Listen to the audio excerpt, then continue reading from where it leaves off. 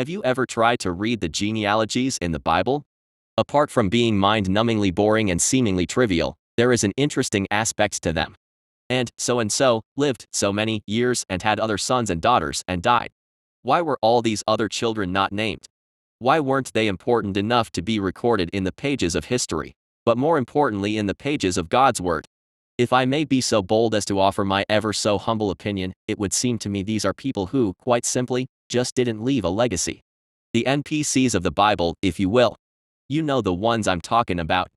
The people who failed to launch. The people who didn't do anything with their lives. The people whose names were lost to antiquity within a generation or two of their stepping onto the stage of human history. Don't be that guy, folks. Don't be an NPC. Listen, I know you've heard it 1,000 times, I know the phrase has been thrown around so much it basically sounds like a meaningless cliche at this point. But God has a plan for your life. No, not some fantasy about sitting on a cloud and playing a harp. God has a specific, hardline, detailed battle plan for every step of every day of your existence on this planet. Every day that you spend spinning your wheels and ignoring God's calling on your life is wasted time. There is so much more He has in store for you, and all you have to do is step forward and accept the charge. Think of your legacy. Will anyone remember your name 1,000 years after you die? Or 100? Or even 10? Or are you just spending your time on this earth filling a pair of shoes and holding down furniture? You don't have to do something amazing every day, or establish your legacy tomorrow. Start small. Just start building something. Anything.